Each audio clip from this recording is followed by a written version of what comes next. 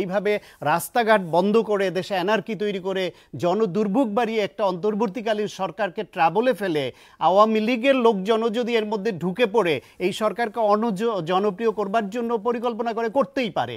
এদেশে সবই সম্ভব তাদের পক্ষে। সুতরাং সেই দিকে করে তারা প্রতিনিধিদের জনপ্রিয় না অপ্রিয় এই সরকারকে আপনি বলছিলেন এই সরকারকে জনপ্রিয় করবার জন্য আওয়ামী লীগের লোক ঢুকে অপ্রিয় অজনপ্রিয় করবার জন্য ট্রাবলে ফেলবার জন্য। রাইট। সাখাওয়াত হোসেন সায়ন্ত, আপনার কাছ থেকে যে বিষয়টি মানে অন্তর্বর্তীকালীন এই সরকার তার তো একটা লক্ষ্য থাকবে, সুস্পষ্ট লক্ষ্য, সেই লক্ষ্যেই সে অগ্রসর হবে। এবং আপনারা যারা রাজনৈতিক বিশ্লেষক আপনারাও বলছেন, রাজনৈতিক দলগুলো জুনায়েদ সাকি তারাও বলছে এই সরকারকে সময় দিতে হবে হ্যাঁ তার লক্ষ্য স্থির করবার জন্য, কিন্তু মানে পিক অ্যান্ড চুজ যেন না হয়, যেন প্রায়োরিটি বেস সিদ্ধান্তগুলো হয়, পদক্ষেপগুলো হয়। আপনি কি মনে করেন? যে আপনাকে ধন্যবাদ এবং আমার সঙ্গে আলোচনায় তিনজন সম্মানিত অতিথি আছেন এবং যারা শুনছে সবার জন্য শুভেচ্ছা। আমার বক্তব্যের শুরুতেই আমি সমবেদনা জানাই এবং দোয়া করছি যে ফেনী, নোয়াখালী, কুমিল্লা সহ এই বেল্টের অনেকগুলো জেলার মানুষ এখন সাংঘাতিকভাবে বন্যায় আক্রান্ত।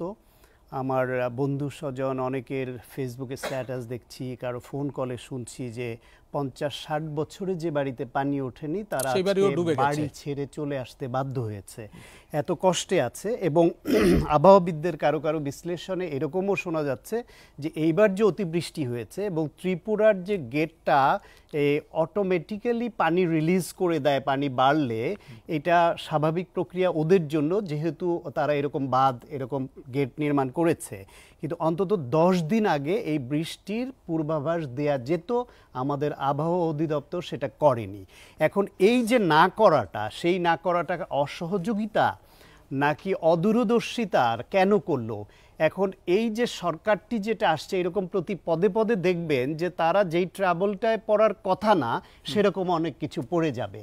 কারণ গত 16 বছর অনেকে বলছেন, বেসিক্যালি 18 বছর ধরে 111 সরকার যখন এলো তখনই কিন্তু আওয়ামী লীগ মাঠ দখল করে ফেললো। প্রশাসন বলেন, পুলিশে বলেন, বিশ্ববিদ্যালয়ে, সমস্ত সেক্টরে চাঁদাবাজি, লুণ্ঠন সব কিছুতে তখনই যেন তারা দখল করে নিল। তাদের কিছু নেতারা গ্রেফতার হয়েছেন, নানা রকমের তারা নির্যাতনের মুখেও পড়েছেন, কিন্তু তখন থেকে ফিল্ড লেভেলে দখলদারিত্বটা কিন্তু পাল্টে হাত বোতল হয়ে গেল। ফলে এই সরকার, আওয়ামী লীগ সরকার, ওই 111-এর এক্সটেন্ডেড সরকার হিসেবে এদের মেয়াদ হচ্ছে 18 বছর। 18 বছরে মানুষকে এতভাবে বঞ্চিত করেছে। ধরেন আমাদের অনেকে, আমি একটা বিশ্ববিদ্যালয়ে চাকরি করি, আমি 17 বছর ধরে সহকারী অধ্যাপক, আমার থেকে বেশি বঞ্চিত অনেকে আছেন। তা আমার নিজের দুঃখের কথা কি বলবো, তাদের দেখলে আমার দুঃখ লাগে, মায়া লাগে। তো তারা দাবি জানাবে না? এরকম সাকিব ভাই যেটা বললেন, সবাই বললেন যে প্রতি সেক্টরে এরকম নানান রকমের বঞ্চনার পাহাড় জমে আছে, বিশৃঙ্খলা করে যাতা করে ফেলেছে, সাংবিধানিক প্রতিষ্ঠানগুলোকে ধ্বংস করে ফেলেছে। ফলে দাবি তো তারা জানাবেনি, এটা অত্যন্ত ন্যায্য কথা। যেখানে একজন সাবেক সচিব তিনিও অনেকগুলো দাবি জানালেন যে চুক্তিভিত্তিক কেন নিচ্ছেন, নতুনদের প্রমোশন দিয়ে নেন, এটা তো একটা দাবি। তো এইরকম প্রত্যেকেরই কিন্তু দাবি আছে, কিন্তু এই দাবির ক্ষেত্রে আমাদের কতগুলা জিনিসও মাথায় রাখতে হবে। যারা এগুলা দাবি মানার বিষয়টা নির্ধারণ করবেন তাদেরকে খেয়াল রাখতে হবে কোন দাবিটা ন্যায্য, সত্যিকারের সে বঞ্চিত সাফারার, কোন দাবিটা উদ্দেশ্যমূলক, কোন দাবিটা সুযোগ সন্ধানী, কোন দাবিটা হুজুগে করছে, সবাই করছে আমিও করি, কোন দাবিটা তিনি থাকার সময় সুবিধা প্রাপ্ত হয়েছেন, ফ্যাসিবাদের দোসর হয়েছেন, তিনিও এখন হুজুগে এই দিকে সামিল হয়ে গেছেন যে আমি বঞ্চিত। এরকম আছে, চোখের সামনে দেখছি আমরা। ফলে এই ক্যাটাগরি করেই দাবির বিষয়টা নির্ধারণ করতে হবে। আর একটা বিষয় হচ্ছে এই সরকারের উপদেষ্টার সংখ্যা যা, তাদের যে কাজের পরিধি সেটা তো বিশাল, কিন্তু কজন মানুষকে সামলাতে হচ্ছে। সমালোচনা বাইরে থেকে অনেক করা যায়, কিন্তু এই অল্প সময়ের মধ্যে তারা এত বড় এতগুলো সিদ্ধান্ত নিয়েছেন। আমি এখনো পর্যন্ত খুব হ্যাপি ফিল করছি যে একদিনে তারা 1000-এর উপরে বিনা ভোটের রাতের ভোটের বিভিন্নভাবে জোর করে নেওয়া প্রতিনিধি সেজে বসে থাকে স্থানীয় সরকারের 1000-এর উপরে একদিনে বাদ দিয়ে দিয়েছেন। এটা কম সাহসের কথা না এবং অত্যন্ত বড় উদ্যোগ আমি বলবো। এর বাইরে দেখেন আজকে উপদেষ্টা পরিষদের একটা বৈঠক আপনি ছিল। আবহাওয়ার বিষয়টি বলছেন যে এর মধ্যেও কোনো কনস্পিরেসি লেগে থাকতে পারে, কিন্তু যে প্রশাসন জেলা পর্যায়ে, জেলা প্রশাসক, এসপি, যে প্রশাসন এর আগের গভর্নমেন্ট ঢেলে সাজিয়ে রেখেছিল, সেই প্রশাসনের বিষয়ে কিন্তু এই 14 দিনেও কোনো সিদ্ধান্ত আসেনি। সেটা হবে, প্রায়োরিটি তো বুঝতে হবে। দেখেন আজকে উপদেষ্টা পরিষদের একটা মিটিং ছিল, কত গুরুত্বপূর্ণ কতগুলি সিদ্ধান্ত নেওয়া হয়েছে এবং খুব দ্রুত বাস্তবায়ন আশা করব। গুমের ঘটনা তদন্তে কমিশন করার সিদ্ধান্ত হয়েছে, এটা একটা জনদাবি। গুমের মতো অত্যন্ত অসভ্য জঘন্যতম অপরাধ আর হয় না, এটা করতেই হবে। আয়নাঘর, গুম, খুন, সেটা ফাউন্ডেশন করার সিদ্ধান্ত হয়েছে যারা এই শহীদ হয়েছেন, আহত হয়েছেন তাদের জন্য, যেটার প্রধান উপদেষ্টাই হবেন। নামকরণ করে সারা দেশে যে ফ্যাসিবাদী কায়দায় করা হয়েছে, ভবিষ্যতেও কেউ যাতে এই ফ্যাসিবাদী কায়দায় নামকরণ করতে না পারে, ক্ষমতার বদল হলেই সব বাপের নামে, বেটির নামে, 14 গোষ্ঠীর নামে হয়ে যায়, সেটা যাতে না করতে পারে, সেটা যে সিদ্ধান্ত হয়েছে পরিবর্তন করা এবং নীতিমালা করার।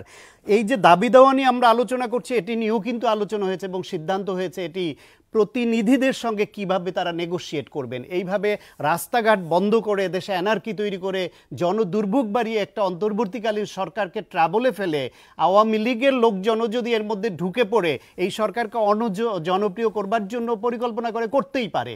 এদেশে সবই সম্ভব তাদের পক্ষে। সুতরাং সেই দিকে করে তারা প্রতিনিধিদের জনপ্রিয় না অপ্রিয় এই সরকারকে আপনি বলছিলেন এই সরকারকে জনপ্রিয় করবার জন্য আওয়ামী লীগের লোক ঢুকে অজনপ্রিয় করবার জন্য, ট্রাবলে ফেলবার জন্য, রাইট। কোস্টগার্ড বিষয়ে যাতে অন্য দেশে আসতে না পারে সেই সিদ্ধান্ত হয়েছে। আর অত্যন্ত গুরুত্বপূর্ণ একটা সিদ্ধান্ত যেটা দিয়েছে, ভালো লেগেছে, যে এই এনার্জি রেগুলেটরি কমিশনের 34 ক ধারাটা বিলোপ করেছে। এর মাধ্যমে যখন তখন যে দাম বাড়িয়ে মানুষের পকেট কাটার যে ফোন দিয়ে এই সরকার 16 বছর করেছে, সেটা পারবে না, গণশুনানির মাধ্যমে করতে হবে। এখন বলেন যে এই যে এত বড় বড় সিদ্ধান্তগুলো মাত্র কয়জন মানুষ নিচ্ছেন, আমরা যদি তাদের সহযোগিতা না করি, আমরা যদি শুধুমাত্র একটি নির্বাচনই আমাদের প্রত্যাশা হয় যে কোনোভাবে একটা ঢেউ উঠেছে, একটা গণহত্যাকারী ফ্যাসিবাদের পতন হয়েছে, তাদের বিরুদ্ধে একটা ঢেউ উঠেছে, একটা নির্বাচন করে ফেললাম, কেউ একজন আবার তার জায়গায় বসলাম এবং দখলদারিত্বের পুনঃস্থাপন হলো, সেটা তো আমাদের চাওয়া না, সেটা দেশবাসীরও চাওয়া না। এখন সেটা করতে হলে এই সরকারকে সময় দিতে হবে, সহযোগিতা করতে হবে। যে প্রশাসনের কথা বললেন, 16 বছর ধরে তারা প্রশাসনে বিভিন্ন ক্ষেত্রে নিয়োগে 14 গোষ্ঠীর ঠিকুজি যাচাই করেছে। ডাক্তারদের প্রমোশনের বেলায় তার ব্যাচে মেডিকেল কলেজে ছাত্রলীগের প্রেসিডেন্ট সেক্রেটারি কে ছিল, তাদের প্রত্যয়নপত্র আনতে হতো সে কোন দল করত। তাহলে বোঝেন প্রশাসন, পুলিশ বা স্পর্শকাতর জায়গাগুলোয় কি হয়েছে। এই লোকদের পদায়ন করেছে, তাদেরকে কয়েক স্তরে, আপনি যেখান থেকে যেখানে যান, আওয়ামী লীগ আওয়ামী লীগ আওয়ামী লীগ আওয়ামী লীগ, ফ্যাসিবাদ ফ্যাসিবাদ ফ্যাসিবাদ, এদেরকে বেছে নিতে হচ্ছে মন্দের ভালোটা। এই মন্দের মধ্যে তুলনামূলকভাবে কাকে দিয়ে একটু কাজ করাতে হবে, ফলে এই শস্যের মধ্যে ভূত থাকবে। এদেরকে যদি যেই ছাত্র জনতা, রাজনৈতিক স্টেক হোল্ডার 16 বছর ধরে গুম খুনের শিকার হয়ে জান প্রাণ দিয়ে, মান দিয়ে, মালের ক্ষয় করে যারা এইভাবে এই সরকার আসতে সহায়তা করেছে, ফাইনালি বিজয় হয়েছে, এদের প্রত্যেকের উচিত, যদি আমরা সঠিক রাষ্ট্র ব্যবস্থা চাই, সত্যিকার গণতন্ত্র চাই, মানবাধিকার চাই, বাকস্বাধীনতা চাই, তাহলে এদেরকে নির্বিঘ্নে কাজ করার পরিবেশ আমাদেরই নিশ্চিত করতে হবে, না হলে ওরা পারবে না।